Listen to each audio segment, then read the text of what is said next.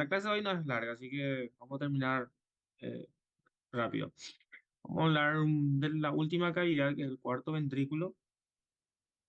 Como le dije, obviamente tercer y cuarto ventrículo es más fácil hablar una vez que ya hayamos terminado todo, la estructura, porque ya son todas, normalmente ya son todas relaciones, ¿verdad? Entonces es más fácil, más práctico comprender. Entonces vamos a hablar un poco hoy del cuarto ventrículo, su conformación, sus límites y sus relaciones. Bueno, esta imagen usted ya conoce, donde es la imagen del libro de Roton, nada más para hacer un pequeño repaso, ¿verdad? De lo que nosotros estuvimos hablando del sistema ventricular. Nosotros tenemos el ventrículo lateral, ¿verdad? Que se encuentra aquí a nivel hemisferio, entre el cuerpo calloso y abajo el tálamo, ¿verdad? El ventrículo lateral se comunica con el tercer ventrículo a través del foramen de Monro, que es el foramen que se forma entre el pilar anterior del fornix y el tálamo. Ahí el plexo coroideo del ventrículo lateral se proyecta hacia el techo del tercer ventrículo. Entonces, en el tercer ventrículo, el plexo coroideo se aloja en el techo, ¿ok? Colgando de la tela coroidea inferior. A partir del tercer ventrículo, la circulación del SR continúa por el acueducto mesencefálico, acueducto de Silvio, y ahí alcanza el cuarto ventrículo, que es el objetivo de la clase de hoy. El cuarto ventrículo, al igual que el tercer ventrículo, es una cavidad impar que se aloja totalmente en la fosa posterior y también se describe, o se describe, ¿verdad? Dos paredes, una pared anterior y una pared posterior. A la pared anterior también le conocemos como piso, que realmente por la posición de la cabeza, por la posición anatómica, el tronco queda levemente inclinado hacia el piso, entonces hace con que eso forme el límite anterior o piso como tal, ¿verdad? Y lo que sería la pared posterior, que tiene la forma de una tienda de campaña, ¿verdad?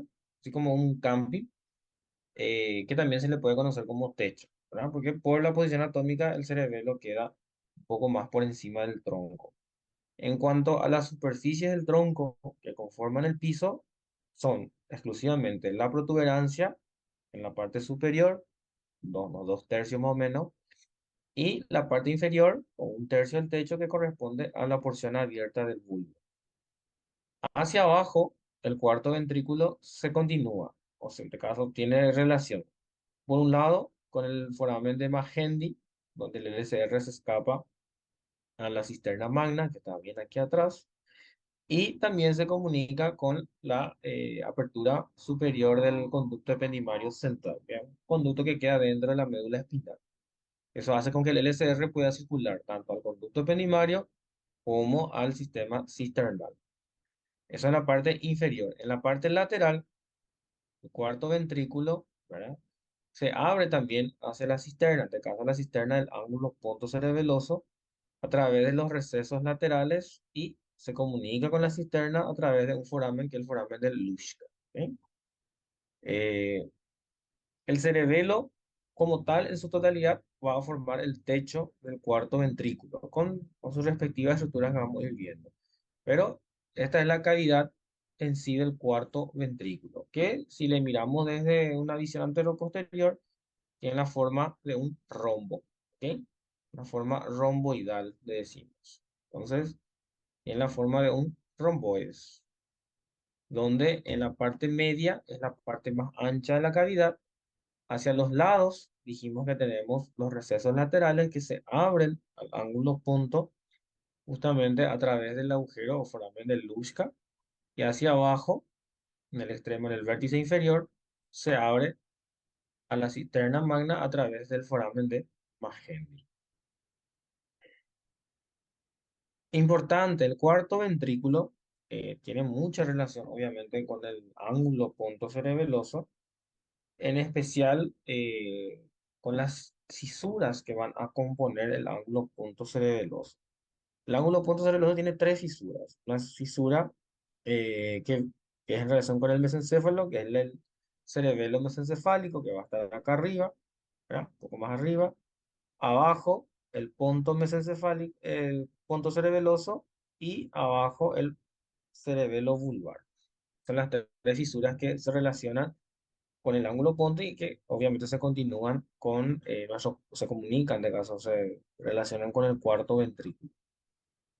El cuarto ventrículo tiene su, vamos a decirle, peculiaridad, que a diferencia de los ventrículos lateral y tercer ventrículo, que son, vamos a decirle, cavidades bien cerradas, el cuarto ventrículo no es totalmente cerrado y eso lo hace en la parte inferior, ¿ok? En el techo, en la parte inferior, que es donde se abre a través del foramen de Magendie a la cisterna magna. Y eso para nosotros es importante desde el punto de vista quirúrgico, porque en ese punto a mí me permite ingresar al cuarto ventrículo sin tener que atravesar por todas las estructuras neurológicas, ¿verdad? Entonces tiene su importancia quirúrgica también es. Entonces, como dijimos, el piso, ¿verdad? Porque esta es la posición anatómica normal de la cabeza, ¿verdad? Entonces el tronco queda inclinado hacia abajo y el cerebelo queda un poco por encima del tronco. Por eso que al techo, en este caso a la pared del cerebelo le llamamos techo y al tronco le llamamos piso, ¿verdad? Y es lo que dijimos, ¿verdad? Justamente las relaciones que tiene, en este caso principalmente el cerebelo o el techo, ¿verdad? Son tres fisuras: la cerebelo mesencefálica, la pontocerebelosa, o la cerebelopontina y la cerebelo vulvar, que son justamente las tres fisuras también del ángulo pontocerebeloso. Esto cuando veamos anatomía vascular, vamos a volver a revisar, porque en cada fisura se aloja una arteria que va justamente al tronco y al cerebelo.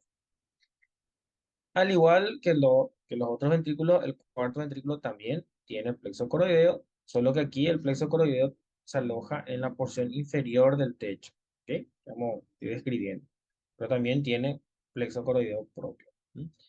Entonces, el techo del cuarto ventrículo tiene dos porciones, una porción, una mitad superior y una mitad inferior. La mitad superior está conformado, como dice su nombre, por estructuras nerviosas, que básicamente van a ser, o es el velo medular inferior, superior, perdón, que es sustancia blanca que conecta el fastigio del cerebelo con el pedúnculo cerebeloso superior.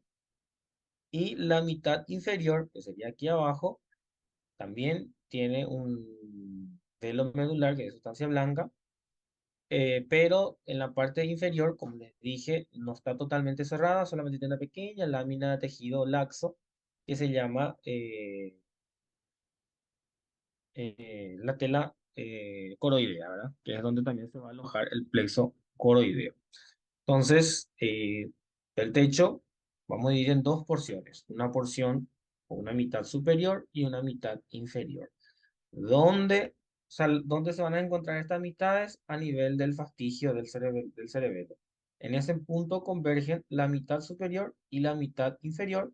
Por ende, decimos que el fastigio es el punto más elevado del techo del cuarto ventrículo, que es donde se encuentran, ¿verdad?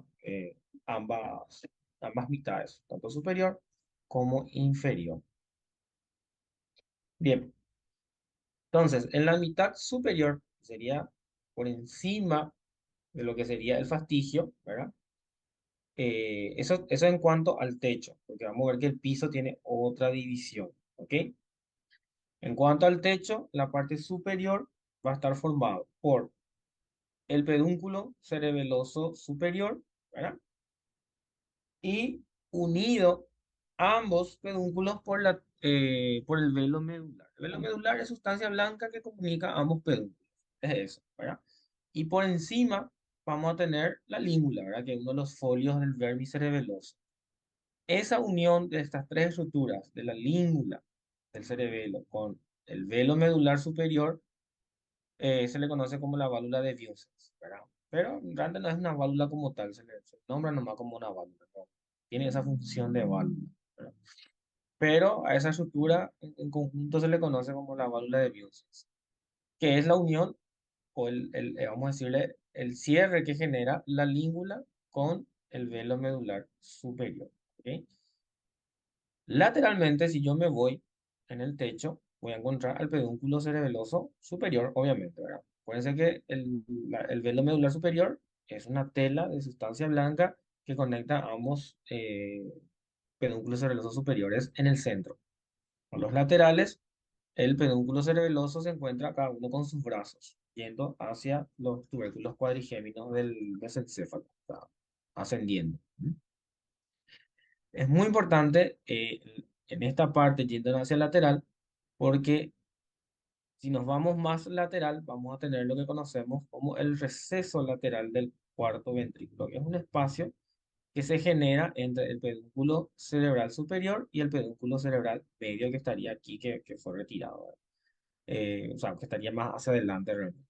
Entonces, el receso lateral es el espacio que se abre hacia los lados del cuarto ventrículo y se forma entre el pedúnculo cerebeloso superior y el pedúnculo cerebeloso medio. Entre ambos se va a abrir hacia los lados al ángulo punto a través del foramen de Luschka. Y la otra mitad inferior, que es la que les dije que es una mitad que no está totalmente cerrada, sino Doctor, que sí, una pregunta, ¿qué es fastillo? Tipo, ¿viste que decía hasta fastillo? ¿Qué el peor? núcleo, ¿se acuerdan el núcleo del cerebelo? Ah, ya, ya, ya, ya, Ya. ya. Por eso Pero le dije esa- que sí, pregunten nomás, esa- pero son estructuras que vimos justamente para facilitar los nombres. Pero fastigio es del cerebelo que ya vimos, una estructura del cerebelo, Dale, gracias, doctor, gracias, gracias. ¿vale? Que más o menos corresponden con este punto. Entonces, por eso decimos que ambas mitades se unen a nivel del fastigio. Entonces, el fastigio es el punto más alto del techo del cuarto ventrículo. Perfecto. Gracias, doctor. Dale, dale, perfecto. La mitad, ahora vamos a la mitad inferior. ¿M? La mitad inferior del techo podemos dividir en dos partes raras, una porción superior y una porción inferior. En la porción superior de la mitad inferior del techo se encuentra el velo medular inferior, ¿ok? Que se encuentra entre ambos núcleos flóculo-nodulares, que son también estructuras del cerebro que ya vimos. Y también se le puede conocer como válvula de Tarim. Entonces, velo medular inferior, válvula de Tarim, velo medular superior, válvula de Bunsen. No son válvulas como tal, pero en aquel momento cuando se le estudió, se le dio, ¿verdad? Como función de que cumplían una especie de válvula, ¿verdad? Para el flujo LSR, pero realmente no cumplen esa función. Nosotros no tenemos válvulas del sistema de circulación LSR dentro del cerebro, no existe ninguna válvula. Eso aclarando, ¿verdad? El flujo es libre y es a consecuencia de la presión. ¿Ok? Bien, entonces el velo medular inferior, que también es sustancia blanca, es un vestigio, ¿verdad? Que une ambos flóculos del cerebelo, ¿verdad? Que son porciones del cerebelo. Y que arriba obviamente se encuentran a nivel del fastigio con el velo medular superior. Hacia abajo, nosotros vamos a tener la tela coroidea. Acá tengo esta imagen que es hermosa.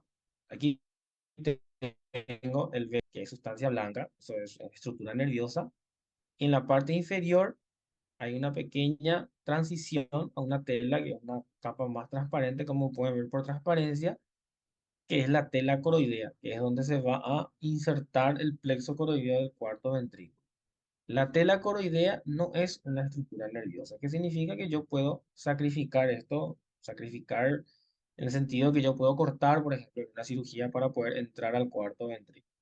Así también el velo medular inferior, porque a pesar de que existen algunos trabajos que defienden que el velo medular inferior, a pesar de ser un vestigio de teoría en el ser humano, porque acuérdense que el flóculo nodular es el barquicerebelo, ¿verdad? Que es el cerebelo más antiguo, vamos a decirlo.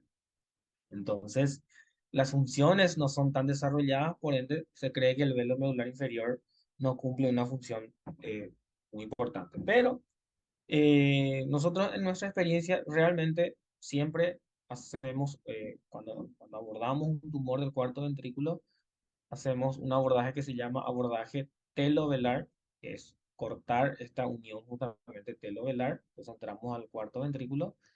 Intentamos siempre preservar el velo medular inferior, a pesar de que la bibliografía no le describe como algo muy funcional, pero existen trabajos que defienden que al cortar esto se pueden perder algunas conexiones que son justamente entre ambos flóculos.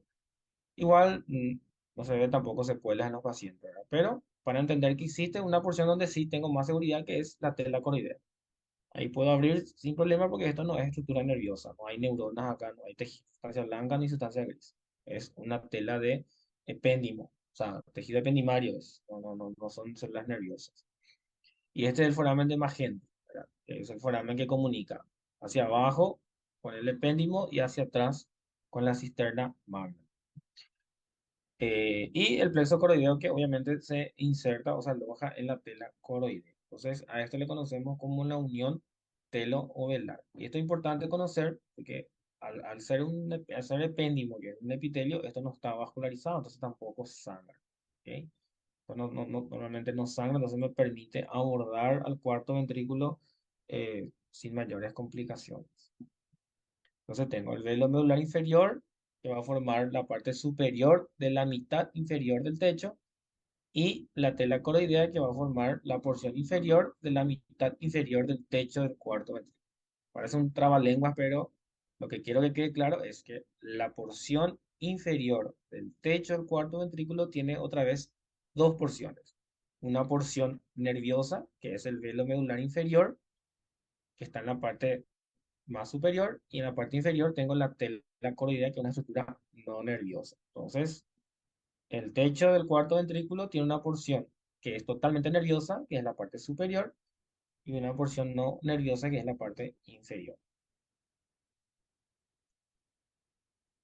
Bien. Entonces, la mitad inferior, ¿verdad? Va a contener la tela coroidea, que se va a insertar en el velo medular inferior, y el cuarto ventrículo tiene dos porciones su plexo coroideo, ¿verdad? Tengo un plexo coroideo que se extiende hacia uno. Esto es, para que entiendan este gráfico, esto es una imagen. El cerebelo fue levantado, entonces yo realmente estoy viendo al piso del cuarto ventrículo. ¿Ok?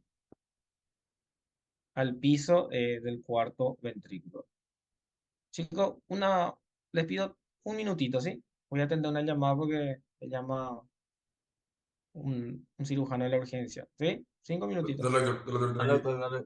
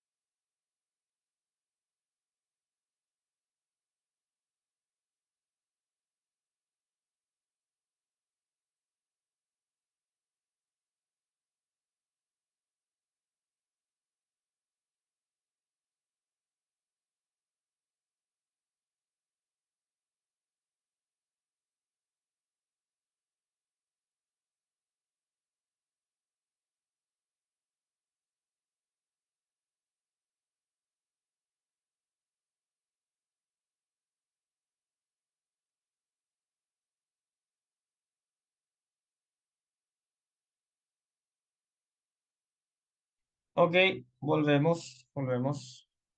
Bien, entonces, acá el cerebelo está siendo retraído hacia arriba. Este es el vermis, ¿ok? Este es el vermis, esto son las amigas cerebelosas y este es el hemisferio como tal. Aquí abajo incluso podemos ver un poquito de lo que es la tela coroidea, que fue separada del plexo coroideo, ¿ok? El plexo coroideo se inserta en la tela coroidea que está en la mitad inferior del techo del cuarto ventrículo, ¿ok?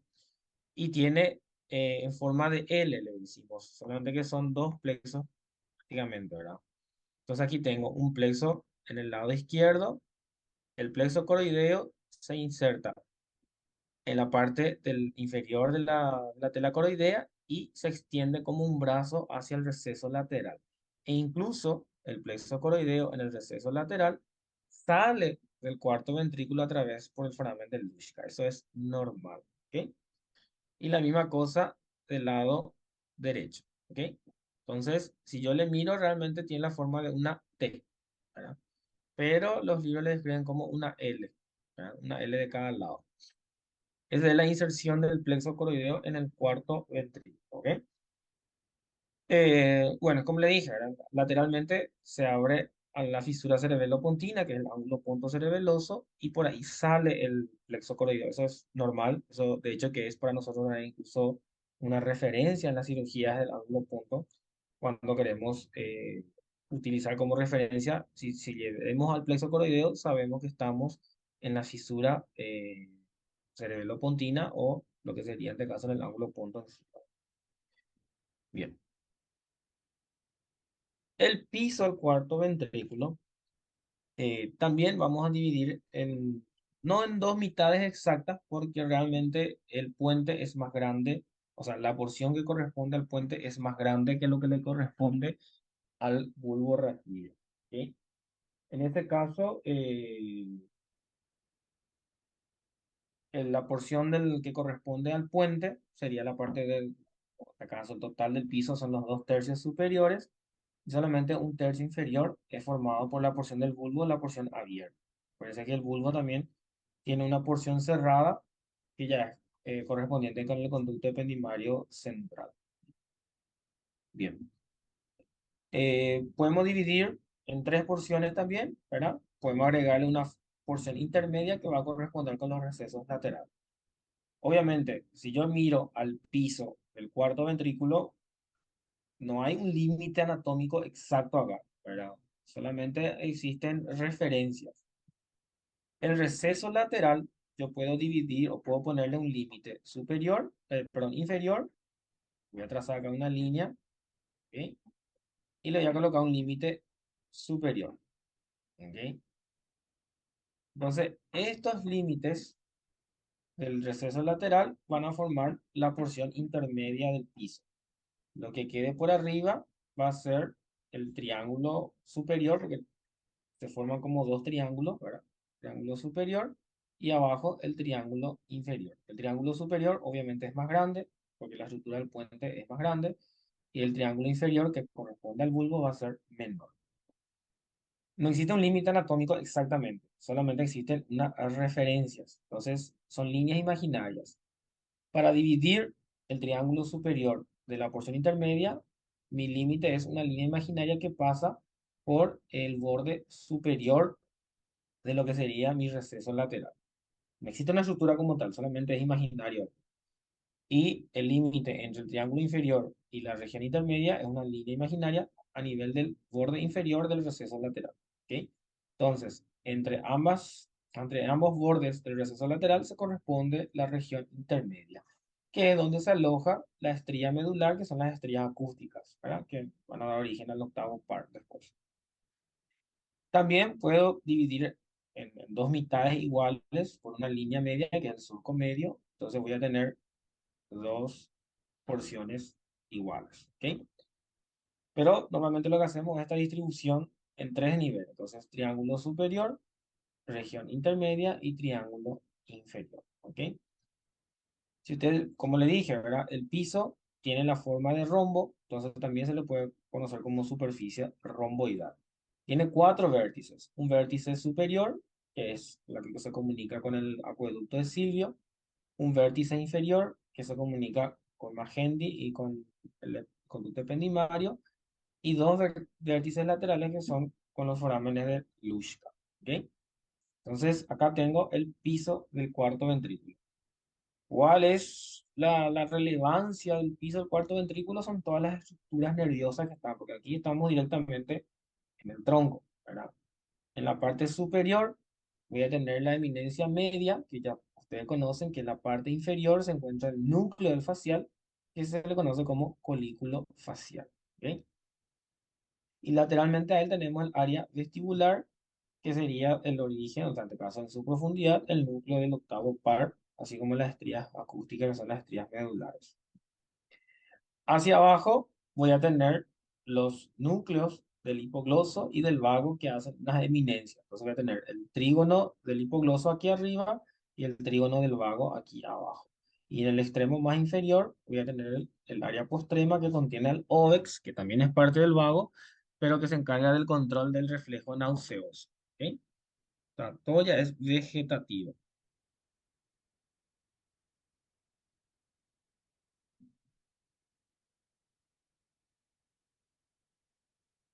Bien, vamos a ver el triángulo. Hola. Hola, doctor. Si vos le Sí, tocaba, por ejemplo, en tu OEX a un paciente despierto o vomitar, claro, pero difícilmente le toque despierto, ¿verdad? Porque normalmente las cirugías de fosa posterior, paciente intubado, porque claro, no claro. son las cirugías de indicación paciente despierto, ¿verdad? Porque son estructuras muy delicadas, entonces el mínimo manoseo eh, puede ser fatal. Lo ideal en estos casos es operar al paciente con lo que se llama neuromonitoreo, ¿verdad? ¿Qué significa? Que colocamos unos electrodos en la superficie del tronco y a medida que vamos operando, la computadora que está conectada con los electrodos nos va diciendo si estamos llegando a áreas elocuentes o áreas muy funcionales. Entonces eso te da un límite. Infelizmente no es nuestra realidad, nosotros no tenemos eso disponible en el hospital público y el alquiler obviamente es carísimo. Tipo, estamos hablando de una cirugía que fácilmente le puede agregar unos 10 a 11 millones más de costo, ¿verdad?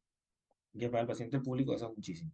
Entonces, lo ideal cuando se opera fosa posterior o vas a estar cerca del tronco es operar con neuromonitoreo.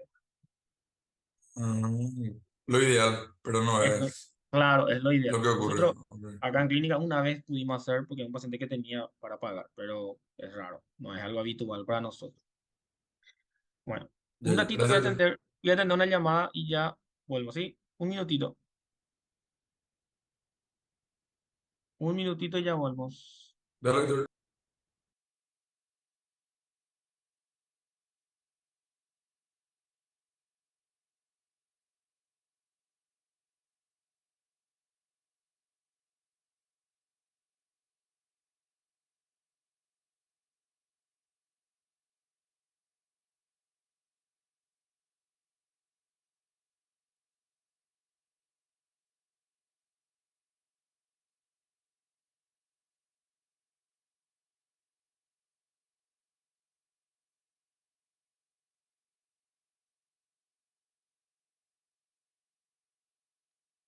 Bien, continuemos. Entonces, vamos a hablar primeramente del triángulo superior, que como usted ya le dije, son dos tercios de estructura del puente. O sea que triángulo superior es exclusivamente puente, ¿verdad?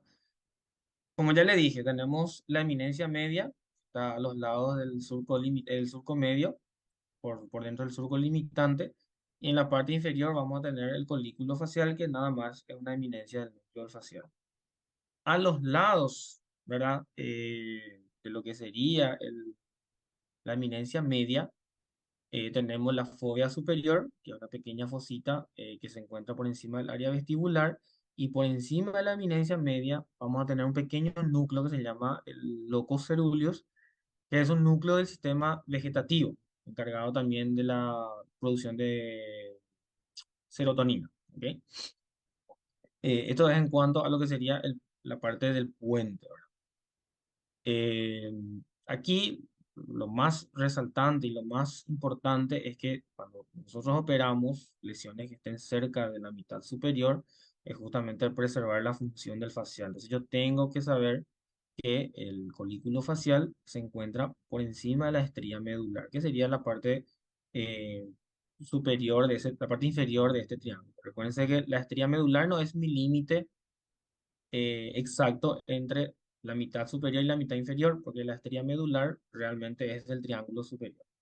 Por eso no se toma como límite la estría medular, sino que nuestro límite va a ser el receso lateral que está más abajo. Si yo me voy a la región intermedia que realmente se corresponde con el receso lateral, borde superior y borde inferior, aquí voy a tener también unas tenias, unas estrías, ¿verdad? Que creo que hay una imagen más linda.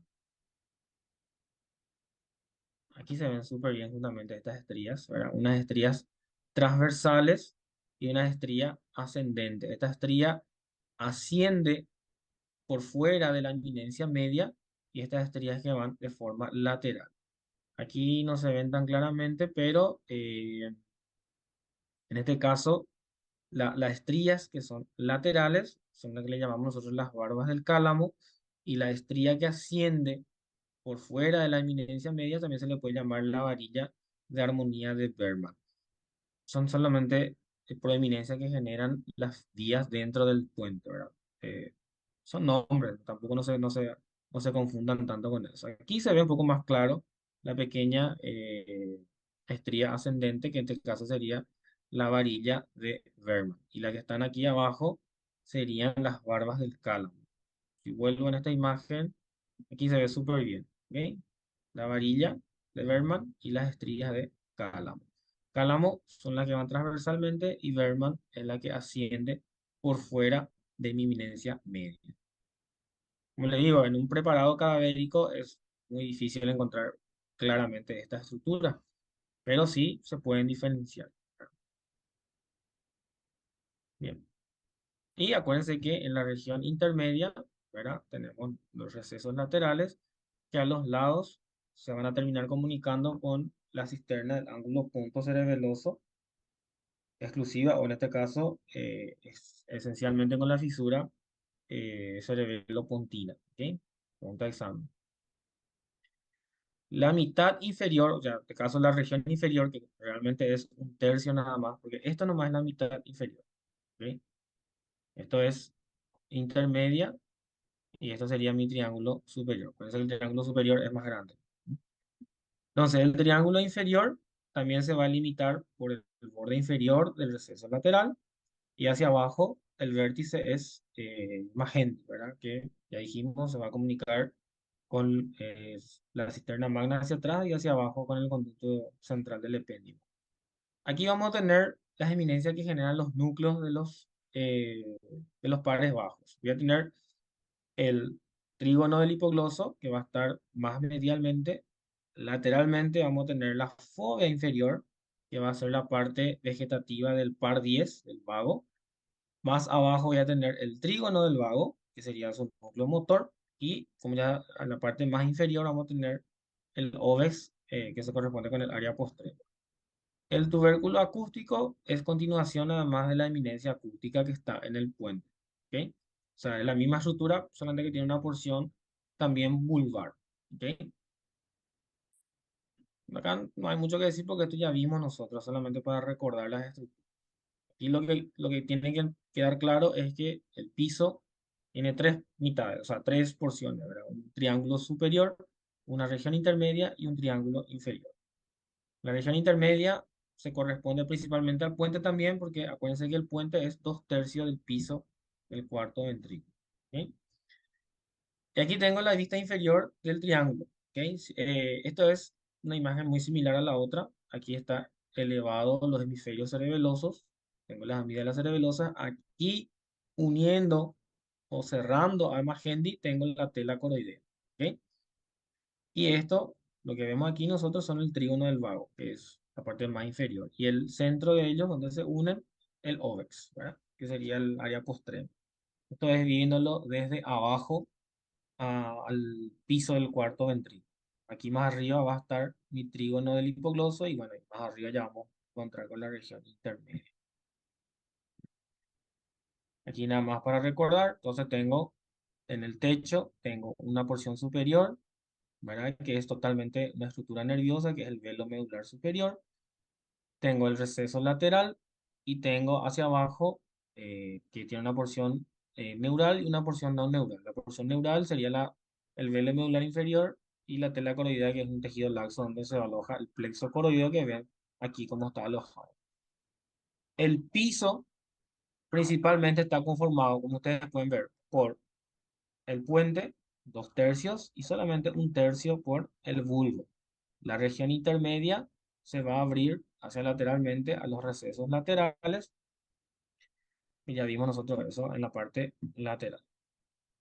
Bien, radiológicamente el cuarto ventrículo, yo puedo también distinguir todas esas estructuras. Esta es una resonancia de un paciente real, ¿verdad? Y es como le dije, el tronco en posición anatómica se inclina más hacia abajo, entonces el cerebelo queda más hacia arriba. Y el fastigio se corresponde con el vértice donde se unen el velo medular superior y el velo medular inferior, que también corresponde al punto donde se unen la mitad superior del techo con la mitad inferior del techo. Y en la parte inferior vamos a tener el velo medular inferior por arriba y por abajo ya tengo la tela coroidea con el plexo coroideo, que es esto que sobresale en la cavidad ventricular. Esto es plexo coroideo. Parece que el plexo coroideo lateralmente sale por Luschka y abajo puede o no salir por Magendie. Normalmente no sale, pero tampoco no es al normal que salga por Magendie. Y hacia atrás se comunica con la cisterna magna y obviamente hacia adentro con el conducto ependimario central. Aquí las relaciones más importantes que vamos a siempre evaluar nosotros cuando vemos una imagen es la permeabilidad del cuarto ventrículo con el tercer ventrículo, que es a través de este canal, que es el acueducto de Silvio, ¿ok?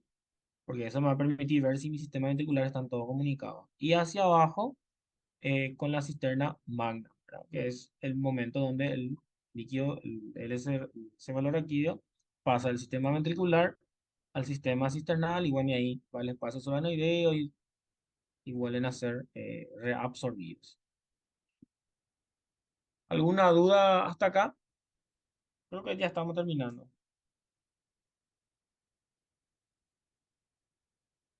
Ninguno por mi Mm, parte. De mi De mi parte no. parte también, doctor. Ok, genial. Creo que eso era todo exactamente. Bueno, la clase hoy era corta, era cortita, que acá con esto terminamos todo lo que es la parte, al fin, vamos a decirle, encéfalo. La próxima clase vamos a hablar de médula espinal, ya que ya queda poco contenido. Después hablamos de los pares, que es el sistema nervioso periférico y central, y vascularización. Tenemos todavía, para repasar, ¿verdad?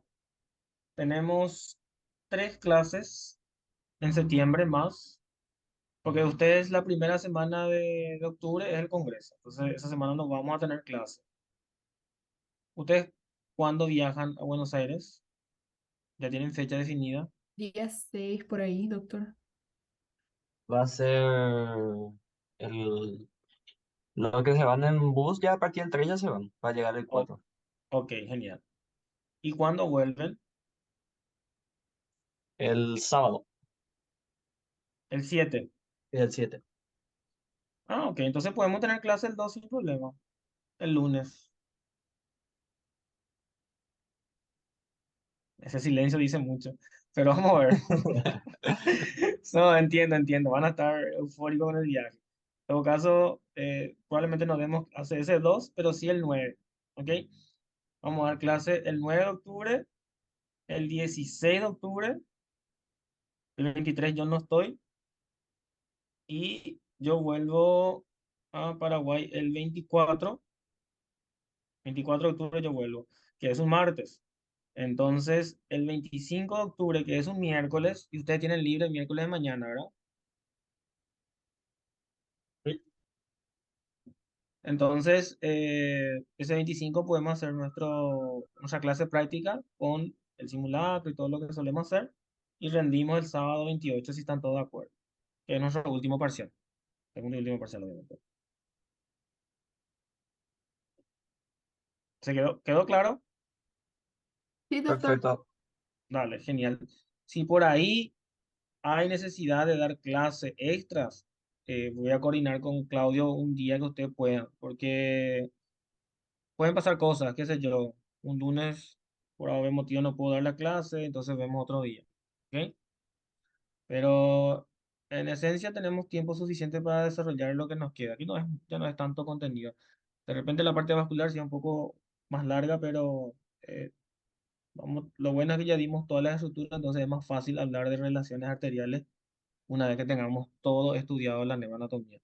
Por eso yo distribuí justamente de esa manera. Si se dieron cuenta, yo hablo de cerebelo, pero también les hablé de la vascularización, porque me parece más práctico hablar de todo lo que es irrigación arterial y drenaje venoso una vez que tengamos estudiados todas las estructuras, porque entonces hablar de las relaciones va a ser mucho más fácil. Si yo les hablo de las arterias del cerebelo sin haber hablado del cerebelo antes, las relaciones son muy complejas. Entonces, va a ser más fácil, va a ser como un repaso incluso para todos. ¿Ok? Entonces, vamos a estar coordinando si hay que vamos a recuperar clases, pero en un principio los lunes vamos a terminar sin problema. ¿Ok? Está bien, ¿Alguna doctor. duda, pregunta, algo que quieran acotar a la clase? No, No de mi doctor. parte. Dale, genial, perfecto, chicos, que tengan un buen resto de lunes. No hay congreso en neuro y hasta el momento no hay novedades. Y la previa, y eso queda a cargo de ustedes. Más vale que me inviten. Bueno, chicos, que tengan un buen resto de lunes. Nos Gracias, vemos. doctor. Igualmente. Buenas Chao, noches, chao. doctor. Chao, chao.